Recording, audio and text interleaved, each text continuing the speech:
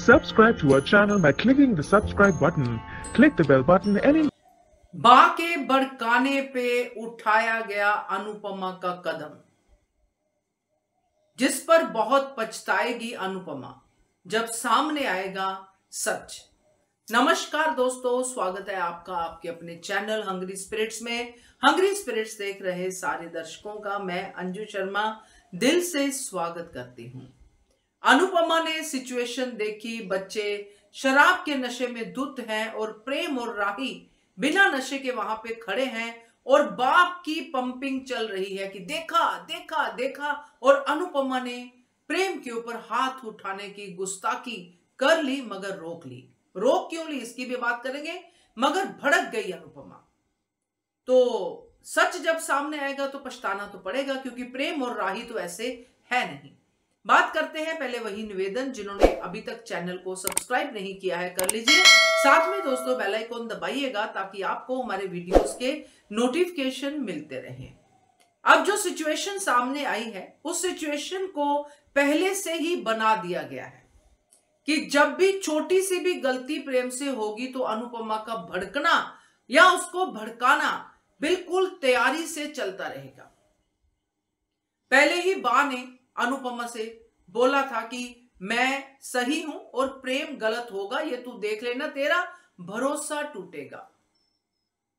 और मैंने भी आपको पहले कहा था कि पहली जो होगी इनकी एनकाउंटर, उसमें अनुपमा को यही लगेगा कि प्रेम ने मेरा भरोसा तोड़ा, मगर बाद में पता चलेगा कि तोड़ा नहीं बल्कि भरोसे को आगे और ज्यादा बनाया है प्रेम ने। यहां पे बात जिस तरह से आगे बढ़ रही है, कई बार ऐसे लोगों की इतनी ज्यादा सही रहने की बीमारी हो जाती है कि वो अपने आप को सही ठहराने के लिए किसी भी हद तक जा सकते हैं।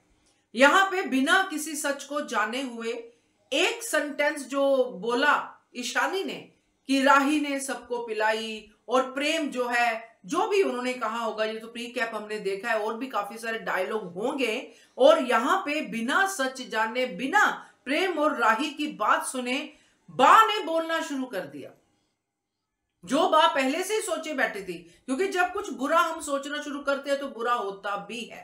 और बा ने पहले से सोचा होगा कि ये लड़का ठीक नहीं है, जो भी होगा इस लड़के की वजह से होगा, हमारे बच्चे तो दूध के धुले हैं।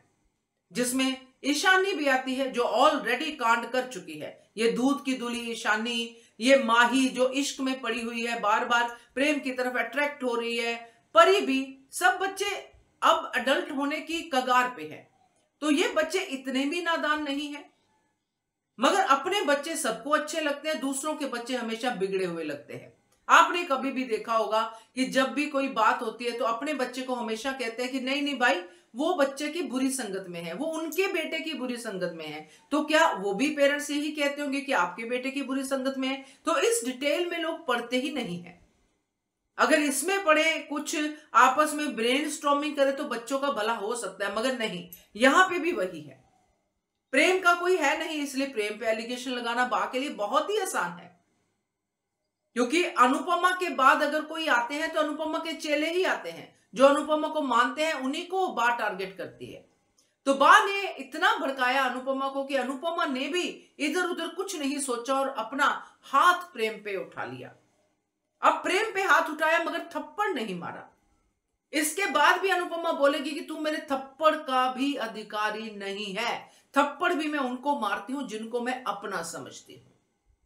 ये डायलॉग भी अनुपमा का आपको सुनने को मिल सकता है, जो मुझे लगता है इस फ्रेम में जो काम करेगा। और जो राही को कहा, अगेन बिना सच जाने बिना पड़ताल किए सीधा इल्जाम, क्योंकि बच्चों ने कहा राही ने पिलाई, अनुपमा ने मान लिया कि राही ने पिलाई, खास करके ईशानी ने कहा।